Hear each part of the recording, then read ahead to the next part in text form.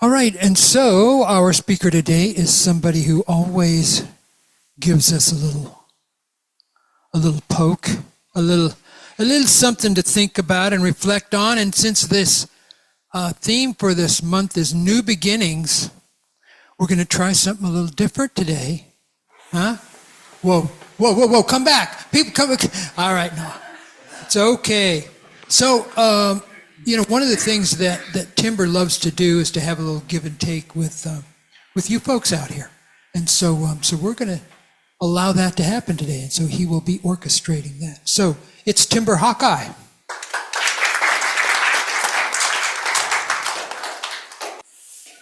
And it always feels presumptuous to me to show up and talk about what I want to talk about.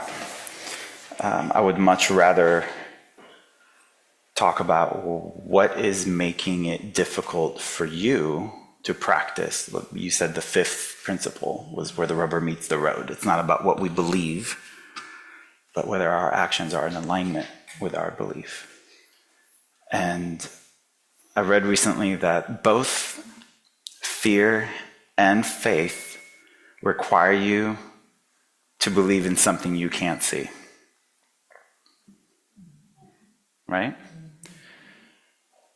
And yet, we constantly choose fear.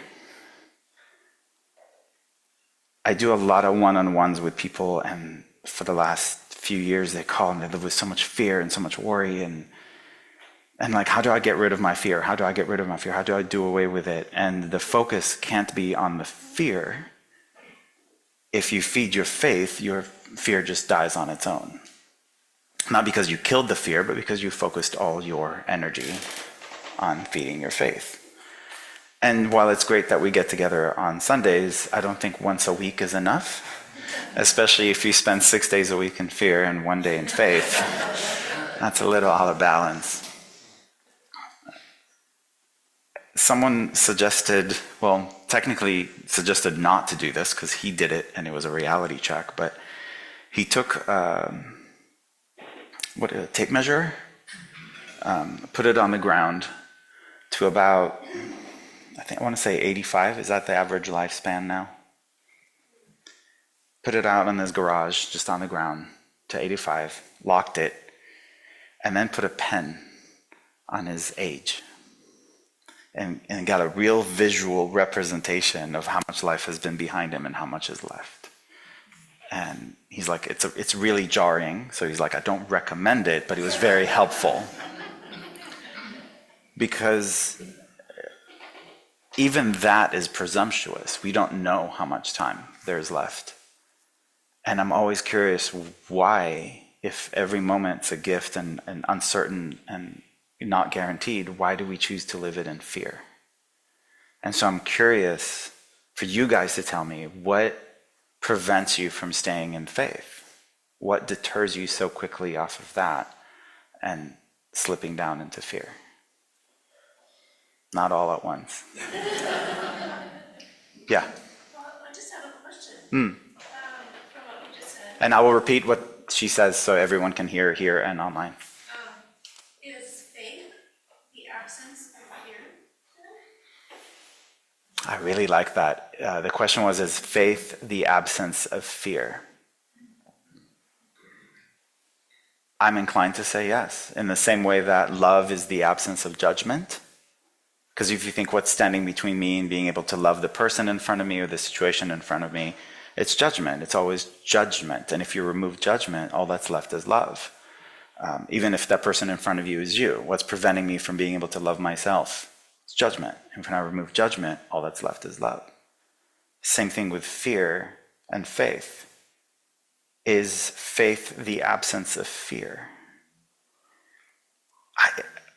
I'm really curious to hear how they could possibly coexist, because if you believe, whether it's in God or the universe or spirit or I don't know what else, nature, time, the unknown. I have a friend who sends his prayers out to Bob. So whatever you believe in, but if you have faith in that, or trust, surrender, acceptance,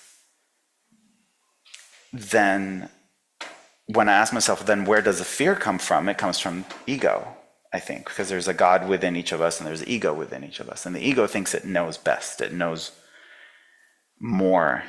And that's very egocentric of the ego to think that it knows better than God or the universe. And so I recognize the fear, but all it tells me is it's like a warning light. It's like a little hazard light in the car that says, hey, you're out of washer fluid. It only comes on when faith drops below a certain point. Am I making sense? So I'm curious, because you asked the question, do you think that faith is the absence of fear? Do you think? I don't have an answer. Okay. Because if you believe in God, I think you guys have heard me say this because I speak at different churches all the time. And whenever I'm at a church for the first time, I show up and I ask the whole congregation, how many of you believe in God? And they all raise their hand very proudly. And then I go, how many of you worry? And they all raise their hand. And my job is to do the poking you were talking about and saying, you realize you can't do both. You can't believe in God and have faith and trust and then worry, because that means you're not sure that God's on the job or that you think you know better. Does that make sense? So it's a reality check for me to know my place, to move out of the way. And trusting God means trusting in her timing. It means trusting that it's not happening according to my timeline, to my sense of urgency. It's unfolding the way it's supposed to. Not according to me, I don't know, but according to something much bigger than me and much longer than our individual timelines. So I trust, I surrender, I choose to live the rest of my life on that tape measure, with love, with peace, with trust. Yeah. But is faith always just believing that something is coming and you're patient and you wait, or does faith have a component of action? The question was, does faith always patience that something good is coming, or does it require action? I don't think faith has anything to do with trusting that something is coming, that good is just over the horizon, that happiness is, if we just do these three things, like, again, faith has nothing to do with action, and it has nothing to do with the future. I believe faith is trusting that everything right now is happening exactly the way it's supposed to, for reasons far beyond our limited comprehension. We're so juvenile, and we're looking at the world through a tiny keyhole in 1 second of life that we have, and we pretend to have the answers. But what if the answer is that everything is unfolding exactly the way it's supposed to? That you needed to bump your knee against the dresser in order to slow you down, because if you hadn't, then 3 days later when you crossed the street, you would have got, you know what I mean? Like, I don't presume to know the if, what, when, where, why. I think that's the questioning, the doubting, the throwing it into the future, that I need to do something in order for it to happen, dismisses faith. Faith is not about doing so much, as I understand it. It's about trusting, just being, just understanding. The word for me, because many of the questions and trouble people have, I was going to say nowadays, but as you said, that song's 100 years old, and they were battling with it then, and they were battling with it 2,000 years ago. The challenge is the trying to find the reason, the logic, the rationale of, but why is this happening? To me, the answer that is faith-based, and you may not like it, I reassure myself it's happening for one reason: it's necessary. Whatever is unfolding, I go, well, that must be necessary. It's necessary for it to happen, for something else to unfold. Without this, that wouldn't happen. So it seems really destructive in the moment. Kind of like we have this visual of a caterpillar going into its little cocoon and then emerging a butterfly. What we're not aware of is, in that little cocoon, the caterpillar liquefies, literally just destroys in order to then come out. And if you try, even a moment too soon, oh, let me help you out, let me spread your wing for you, you're destroying it, you're killing it, you're damaging the very wings that are so delicate that's going to carry it far because you are not patient enough. So it's necessary. It's necessary for it to be a caterpillar. It's necessary for it to turn into liquid. It's necessary for it to be really hard for the butterfly to spread its wings. It's all necessary. The only thing that isn't necessary is your involvement. So, because we often just get in the way. We trust, we allow. What I loved about our little, every time we meet here on Sundays before we start, we have a little powwow. And I really liked what was said this morning, that it is essential for us to be united in order for God to flow through us. You said that, and I was just like, yeah, because if we separate ourselves, if we create division, discord, if we cut people out of our lives because they disagree with us, God can't flow through us. We've removed ourselves from the natural flow of things. And so, even more so when we feel inclined to separate ourselves and divide, that's more of an urgency to be united. Yeah. And I was just gonna say, I feel that like when the worry and concern and all that especially happens, is when you're not living in the moment. When you're looking either to the past and worrying about that, or looking in the future but not living that moment and doing what's needed right for that. So the comment was that when worry and fear does come in, it never comes in when we're living in the moment. When it comes in, that's an indication like, hey, you're in the past or in the future. I'm doing this because it's fascinating that, the first principle of Buddhist boot camp is that the opposite of what you know is also true. And a little secret as to where that idea came from, I believe it's in Japan. Like here, when we talk about the past, right, and then we talk about the future, but it's either Japan or China, they go, that's the past, and that's the future. And it seems backwards to us, but their logic is, that's the past because I can see the past. I have a clear view of it. I know what happened.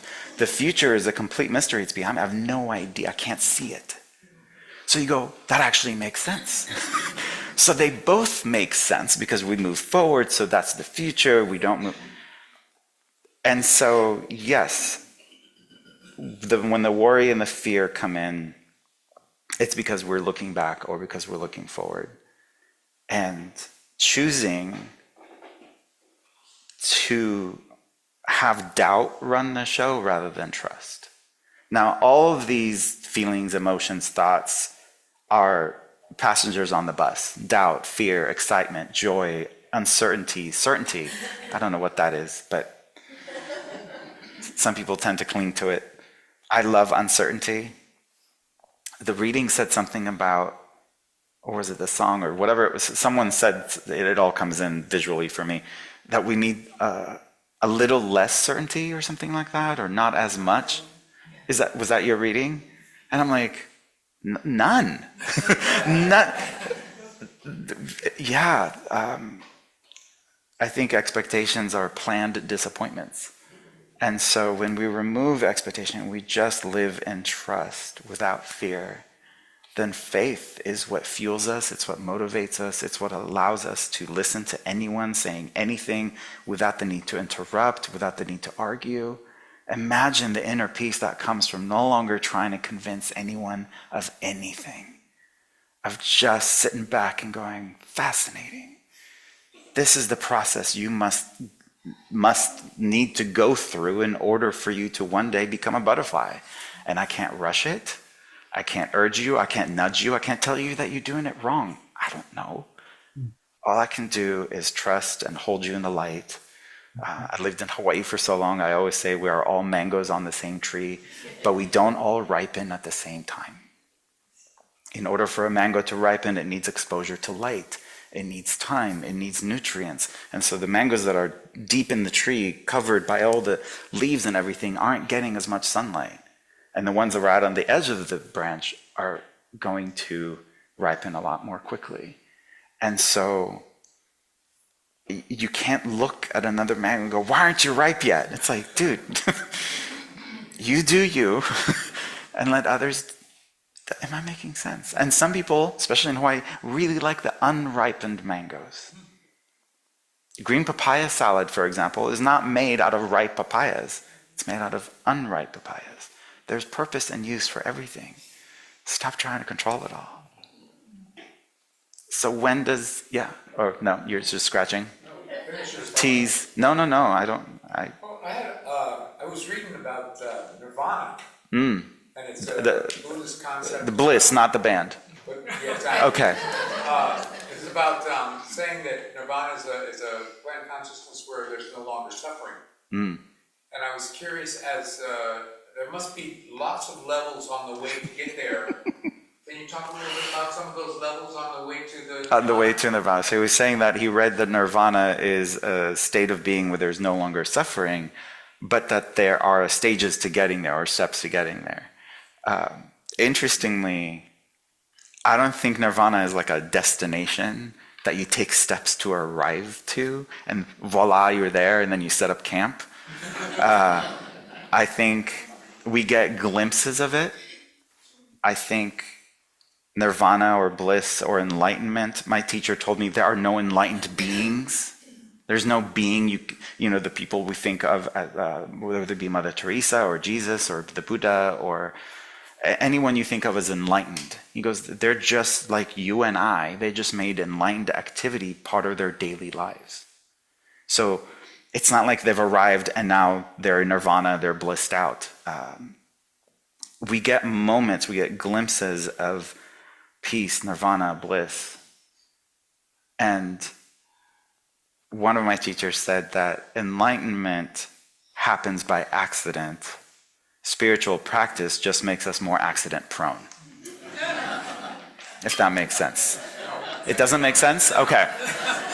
So enlightenment happens by accident. You find yourself fully in the present moment, just blissed out, just watching over the world, no judgment of what is unfolding. It just happened. You didn't try really hard. You didn't meditate extra hard or squint your eyes or just white knuckle your way through discomfort. You did the exact opposite. You just allowed, you surrendered, and you watched it unfold. And you didn't have to force the sun to come up. It just did. And you're just like, wow, that's enlightenment. It happens by accident. Spiritual practice, meaning sitting with the feeling of discomfort but resisting the urge to do anything. You know, when we meet regularly, I always start with 3 minutes of meditation. I do 3 because many people are uncomfortable with meditation. Any mention of it just sends them running for the hills. So it's 3 minutes, it's 180 seconds. And what I challenge people to do during those 3 minutes is don't worry about trying to clear your mind or empty your thoughts, or just sit. That's it. And if you have the urge to scratch, don't. If you have an itch, don't scratch it. If you feel like, oh, but my foot's falling asleep, don't. If there's hair in your face, leave it. Just for 3 minutes, just feel the urge to do something and don't do it. It's so hard for people. But the idea is that's the spiritual practice, is to be in discomfort, feel the urge to do something about it and not do it, and just go, it's okay, it's 3 minutes, it'll pass.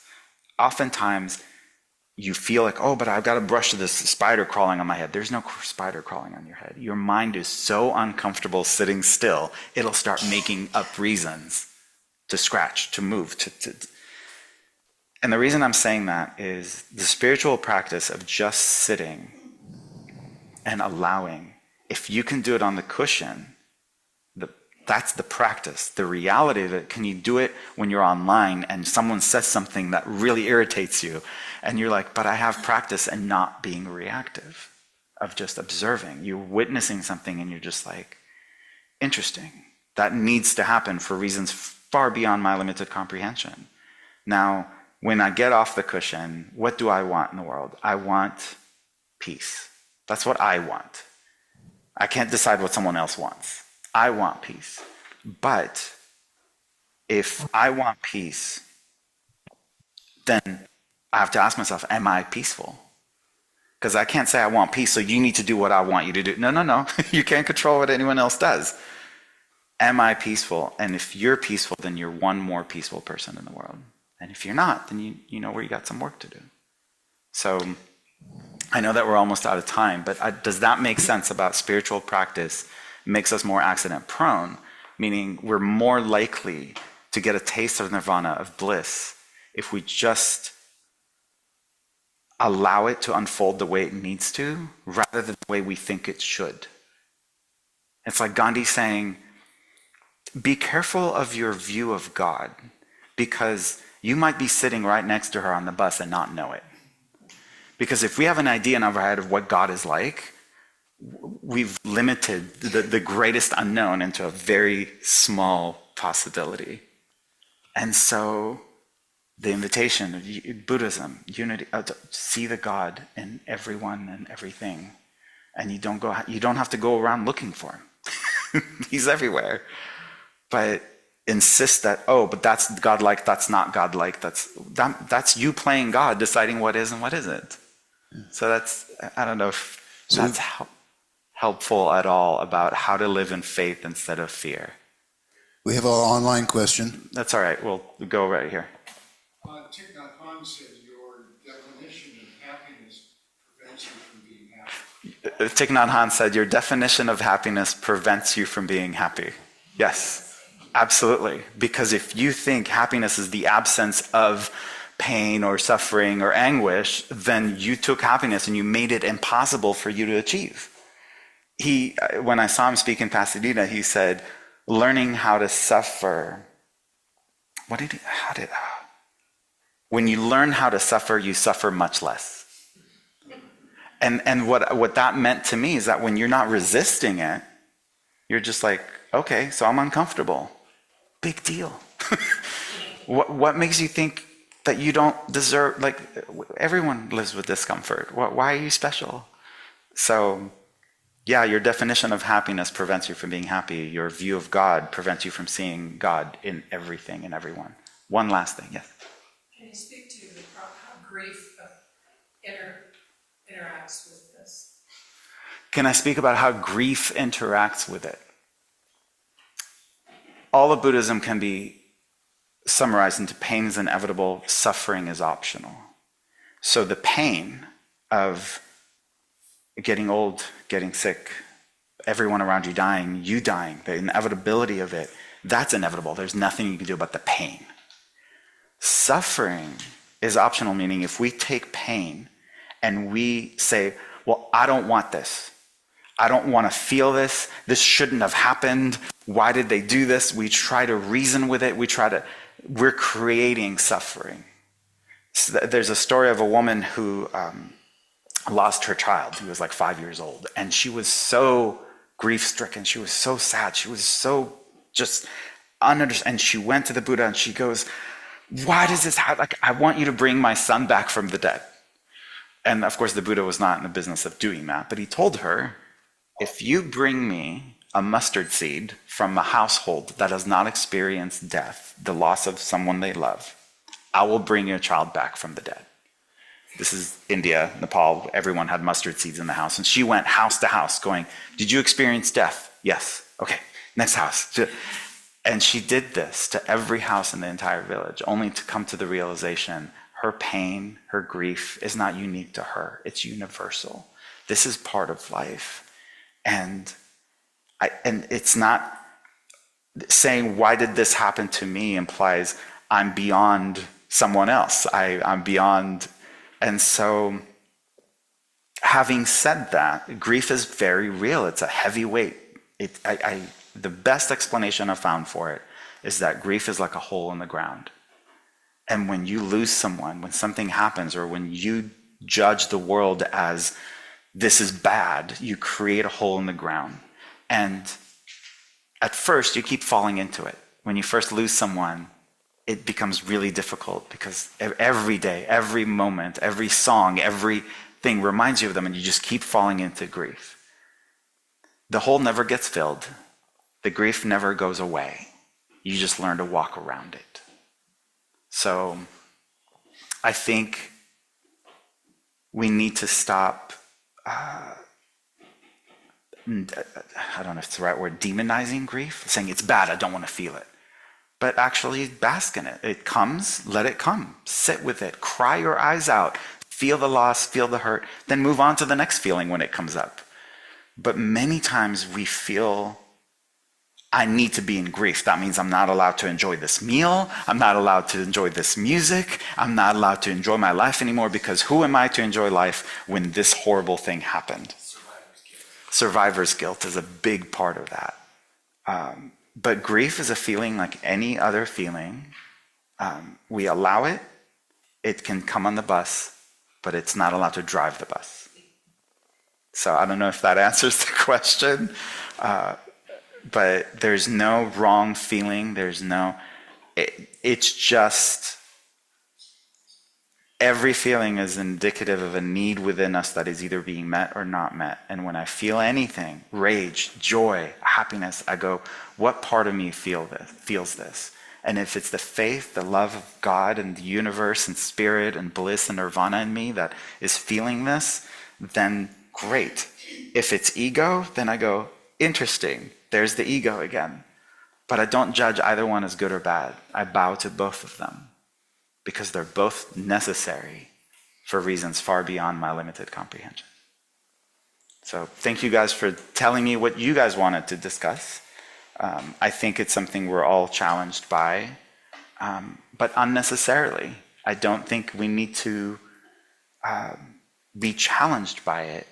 Challenge implies that we're white knuckling, we're trying to fight it, whereas acceptance and surrender says, like Mother Teresa said, I know God doesn't put more on my plate than I can handle. Sometimes I wish God didn't trust me so much. Thank you guys.